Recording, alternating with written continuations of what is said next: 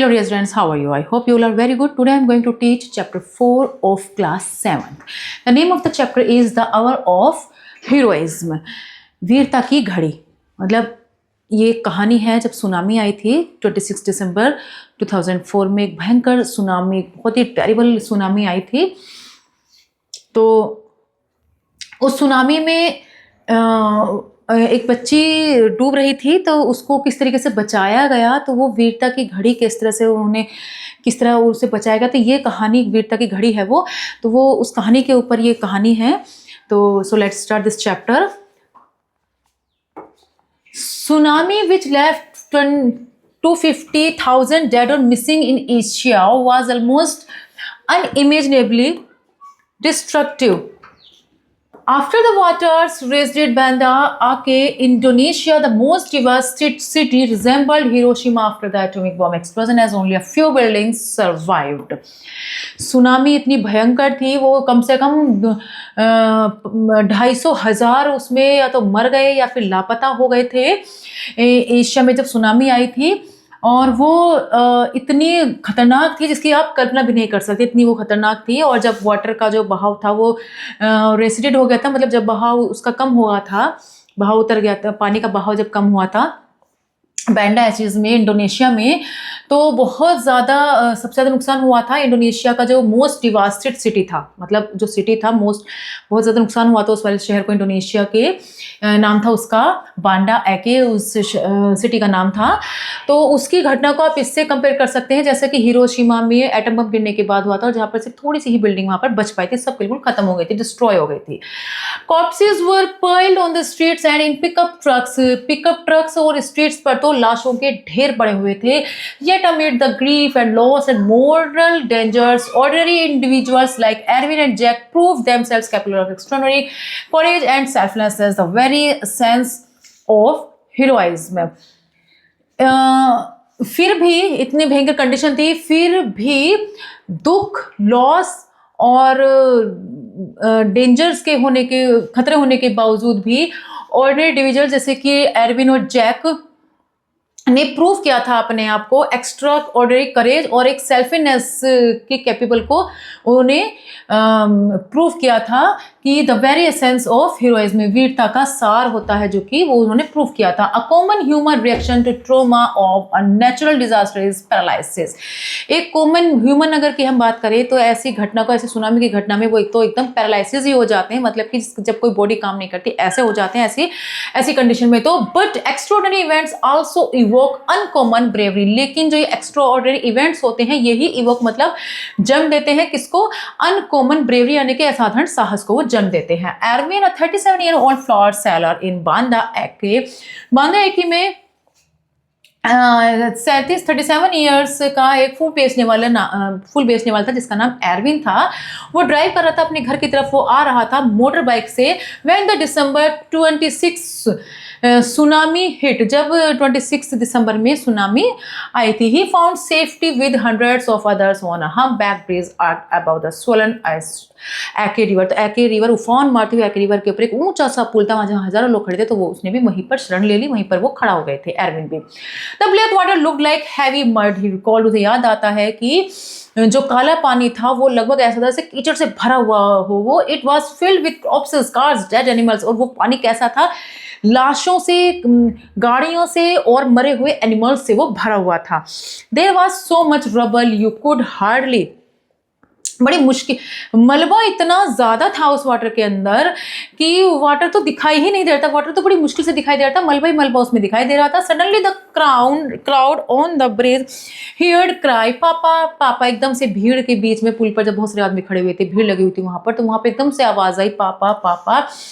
Irwin scanned the river but could not locate the source of the appeal. Erwin ने river की तरफ पूरी तरह से देखने की कोशिश करी, लेकिन उसे वहां पर कुछ भी नजर नहीं, वो उसे नहीं समझ में आया ये आवाज आ कहां से रही है. तभी a man standing next to him pointed there is a little girl over there. तभी एक आदमी जो उनको इशारा करता है कि वहां पर वो लड़की चिल्ला रही है, उस लड़की की तरफ वो इशारा करता है एक आदमी. A child of about 3 was clinging to a wooden plank in the middle of the river. But वो जो 3 साल की एक लड़की थी, एक लकड़ी को कस के पकड़े हुए थी, चिपकी हुई थी उस लकड़ी के लकड़ी से, एक वुडन प्लैंक से वो चिपकी हुई थी, नदी के बिल्कुल बीचों-बीच थी। There were so many men on the bridge, Erwin says, but nobody made a move. A policeman with a video camera containing himself was filming the girl as she drifted by. I realized then that nobody was going to help, so I ran to the riverside and waded into the water.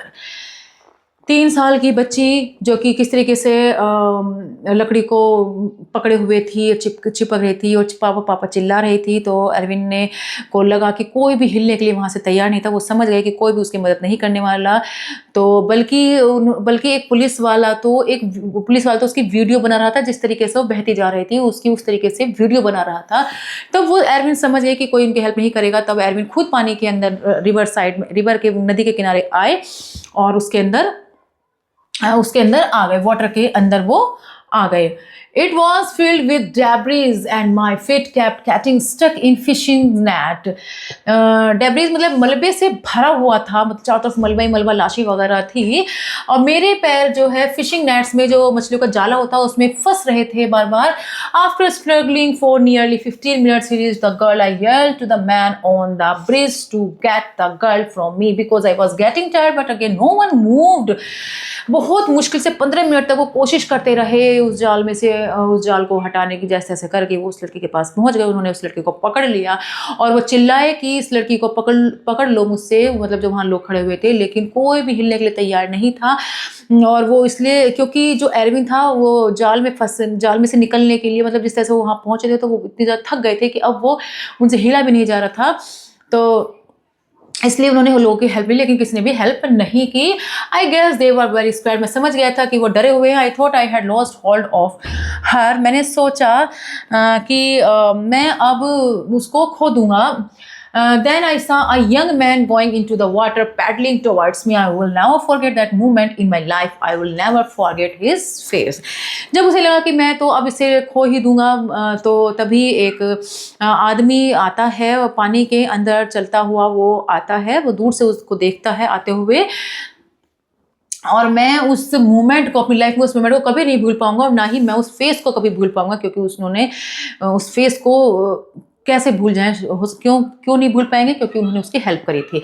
The face belong to hero Jack Kurniawan, 27 years old, works at a amusement park. वो face किससे related था? वो एक hero से belong था जिसका नाम Jack था। कुरनियन वन का 27 साल का 27 इयर्स का एक आदमी जो अम्यूजमेंट पार्क में काम करता था। It was obvious that someone had to do something. जाहिर सी बात थी कि someone had to do something, किसी को तो कुछ ना कुछ करना ही था। says Jack, और both of them would drown. Jack ने कहा कि both of them would drown, उन दोनों के लिए वो मतलब डूबने ही वाले थे। Jack waded to the middle of the river. Jack river के बिल्कुल बीच में waded हुआ, trying to avoid the dead bodies, and when he attempted to lift the girl on his shoulders, she screamed in pain. Her right foot was caught in a fishing net. जैसे तैसे Jack river के बीच में पहुंच तो गया, लेकिन बड़ी मुश्किल से पहुंचा था। वो लाशों के ढेरों को हटा कर बड़ी मुश्किल से रिवर के बीच में पहुंचा था, और जब वो वहां पर पहुंच गया तो उसने उसके कंधे से उस लड़की को अपने कंधों पर, मतलब उसने एरविन से उस लड़की को अपने कंधों पर ले लिया। लेकिन जब वो उसने लिया तो वो जैसे ही उसने लड़की को पकड़ा तो लड़की दर्द से चिल्लाने लगी, क्योंकि उसका पैर मछली के जाल में फंसा हुआ था। Erwin struggled to untangle her while Jack concentrated on staying afloat. Erwin पूरी तरीके से कोशिश कर रहे थे उस लड़की को जाल में से निकालने की, पूरी तरह कोशिश कर रहे थे, और जबकि जैक क्या कर रहे थे, पानी में अपने आप को तैरने के लिए अपने आप को कंसंट्रेट कर रहे थे, जिससे कि वो डूबे ना, कंसंट्रेट कर रहे थे तैरते हुए। I kept telling myself to hang on. मैंने अपने आप से कहा कि हिम्मत नहीं हारनी। जैक ने याद दिलाया, और all of us would drown, वरना हम सब डूब जाएंगे। When the two man got the weeping child to the river bank, they parted without introducing themselves. जब वे दोनों आदमियों ने उस रोते हुए बच्चे को बचा लिया और नदी के पास ले आए तब वे बिना एक दूसरे से इंट्रोड्यूस हुए एक दूसरे से अलग हो गए। मतलब उन्होंने पूछना भी जरूरी नहीं समझा कि तुम कौन हो या मैं कौन हूँ, क्योंकि उन्हें इस चीज़ से कोई फर्क नहीं पड़ता, उन्हें सिर्फ दूसरों की हेल्प से फर्क पड़ता है। For 8 months, Jack believed Erwin was the little girl's father. 8 महीने तक जैक ये सोचता रहा कि एरविन उस लड़की के पिता हैं। वो गलत थे। The two men were chance bystanders, risking their lives to save a total stranger. एक बार किस्मत ने उन्हें फिर से मिलाया bystanders। कोइंसिडेंस एक बार ऐसा हुआ कि एक बार फिर वो जो है किसी अजीब अजनबी को, जो कि बिल्कुल अजनबी थे, उनकी वो जान बचा रहे थे। Sadly tsunami stories from Aceh even accounts of exceptional personal courage rarely have completely happy endings. ये तो ये दुख की बात होती है, ये दुख की बात है कि सुनामी एके से निकली हुई जो कहानियां हैं, एक्सेप्शनल, बहुत ही एक्सेप्शनल पर्सन करेज बहुत ही कम ऐसे लोग दिखा पाते हैं, और जो उनका एंड होता है वो जरूरी नहीं कि वो सुखद ही एंड हो। Some months later, Erwin and Jack met once again and instantly recognized each other. कुछ महीनों के बाद एरविन और जैक फिर से दोबारा से मिले और उन्हें एकदम से एक दूसरे को पहचान लिया, रिकॉग्नाइज कर लिया। As they recalled the event of that day, और फिर उस दिन की घटना के बारे में वो याद करने लगे, बातें करने लगे। Erwin began to speak of how his own family had been affected. Erwin ने बताना शुरू करा कि कैसे उसकी खुद की फैमिली भी अफेक्टेड हो गई थी उस सुनामी से। Although his wife and 2 elder children survived, his youngest child of 5 years old boy died in the tsunami. तो जो उसके जो एरविन था, उसकी फैमिली में उसकी पत्नी और उसके 2 बड़े बच्चे तो बच गए थे, लेकिन जो उसका छोटा बेटा था जो 5 साल का था वो मर गया था। He does not know the fate of the young girl who he and Jack saved. वो उस बच्चे के बारे में, उस लड़के के बारे में वो नहीं जानता जिसको उसने और जैक ने जिसे बचाया था। It would make a big difference to me to know that she survived. Erwin से एरविन कहता है कि अगर मुझे उस लड़की के बारे में पता चल जाए तो ये मेरे ऊपर बहुत ज़्यादा असर डालेगी ये बात। Then I could accept the fact that although I lost my own son, I helped save the life of someone else's child. क्योंकि अगर मेरा बच्चा मर गया है 5 साल का, और मैं उस लड़की को रखता हूँ, उस बच्चे को संभालता हूँ, तो मुझे ऐसा लगेगा कि शायद मैंने भले अपना बच्चा खो दिया हो, लेकिन मैंने किसी की तो जान बचाई है, किसी को तो मैंने ज़िंदगी दी है, तो काश वो लड़की जिंदा हो और मैं उसे अपने पास रख लूँ। तो इसलिए इस बात से उसको बहुत फर्क पड़ता। अब यहाँ पर एक क्वेश्चन से स्टार्ट होते हैं। What is natural disaster? Natural disaster, यहाँ पर सुनामी की बात चली है। सुनामी। Who was Erwin? तो एरविन कौन था? एरविन एक फ्लावर सेलर था, फ्लावर सेलर था, और कितने साल का था? 37 ईयर के वो थे शायद, 37 year. It was Phil Corps's career. 37 years के old flower seller in Banda Eke was driving. बस इतना ही बहुत है कि 37 years old flower seller थे वो एरविन। ठीक है, इतना ही काफी है इसमें आंसर में। Flower seller. The writer compares Banda Eke to Yeshua because क्योंकि दोनों ही terrible calamities थी। The tsunami struck 26 December 2004. A common human reaction to the trauma of a natural disaster, paralyzed की तरफ हो जाते हैं। Child of about was clinging, जो चिपकी हुई थी लड़की, वो 3 साल की थी। It would make a big difference to me to know that survive. Who said this? तो एरविन ने ये कहा, उसको बहुत फर्क पड़ेगा वो लड़की मिल जाए। Erwin and Jack. Erwin and Jack proved themselves capable of extraordinary courage and selflessness, a common human reaction to the trauma.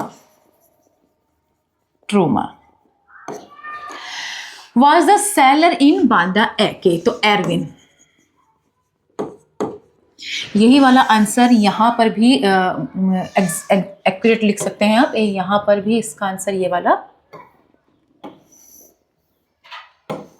इसका आंसर ये बिल्कुल एग्जैक्ट ये लिख दीजिएगा। Save the girl is life, तो किस किसने लाइफ बचाई थी? Erwin and Jack. Dash lost his 5 years old, तो एरविन ने अपना 5 साल का बच्चा खो दिया था। Erwin. Answer the following questions. How do people generally react to a natural disaster? तो जो कॉमन लोग होते हैं वो पैरालाइज की तरह हो जाते हैं। अ कॉमन ह्यूमन, ये लाइन हो सकती है यहाँ पर, a common human reaction to the trauma of a natural disaster is paralysed. Common लोग इस तरीके से हो जाते हैं, नेचुरल डिजास्टर में पैरालाइज की तरह हो जाते हैं। Paralysis. How was the response of Erwin and Jack in uncommon and extraordinary? तो एरविन और जैक का कैसा रेस्पॉन्स था जो कि एक्स्ट्रा ऑर्डिनरी था? तो ये आप यहाँ से कर सकते हैं इसका आंसर। ये देखिए यहाँ पर, amid the grief and loss and mortal dangers of individuals like Erwin and Jack proved themselves capable of extraordinary courage and sadness, the very essence of heroism. इसका आंसर यहाँ से यहाँ तक आ जाएगा। Okay. Now next question, what is the next question is this. How Erwin described the unforgettable moment of his life? तो उनका unforgettable moment उसकी life का कौन सा है, जब उन्होंने एक 3 साल की लड़की की जान बचाई थी और कोई भी उसकी हेल्प नहीं कर रहा था, बड़ी मुश्किल से उन्होंने उसकी जान बचाई थी। तो इसका डिस्क्राइब में आप वो बातें बता सकते हैं जो जो उसके साथ हुआ था, कि वो कैसे मछलियों के जाले में फंसते हुए, उन मछलियों के जो जाल था उसे हटाते हुए वो किस तरह से उस लड़की के पास पहुंचे थे, और फिर वो इतने थक गए थे कि वो हिल नहीं पा रहे थे, बहुत ज़्यादा थक गए थे। फिर जैक आए और उनकी हेल्प करी उन्होंने, और इस तरीके से उन्होंने उस लड़की की जान बचाई थी। तो वो उनके लिए अनफॉरगेटेबल मोमेंट उनकी लाइफ का। They parted without introducing themselves. What does this tell you about Erwin and Jack?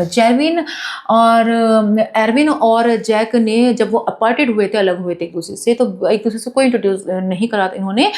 तो इससे पता चलता है कि वो कितने ऑनेस्टली और कितने ऑनरेबल हैं अपने वर्क के लिए, और उन्हें किसी तरह कोई दिखावे की ज़रूरत नहीं थी। वो हमेशा हेल्प करते हैं दूसरे, किसी की भी जिसको भी हेल्प की ज़रूरत होती है उनकी वो हेल्प करते हैं बिना किसी दिखावे के। Why does Erwin say that he wishes to know if the young girl was alive? तो एरविन ऐसा क्यों कहते हैं कि उनकी अगर वो लड़की मिल जाए तो उनके ऊपर बहुत फ़र्क पड़ेगा, क्योंकि Erwin says, then I could accept the fact that although I lost my own son, I helped save the life of someone else's child. क्योंकि उन्हें लगता है कि अगर वो उस बच्ची को वो मिल जाए, तो जैसे उनका 5 साल का बच्चा खो गया है, तो वो उन्हें लगेगा कि शायद वो बच्चा उन्हें मिल गया है, किसी का तो बच्चा उन्होंने पाला है, भले ही उनका बच्चा मर गया हो। तो इसलिए उन्होंने ऐसा कहा। तो ये क्वेश्चन आंसर कंप्लीट हो चुके हैं। I hope you have learn to this chapter very well. We will meet in next class. Goodbye and thank you.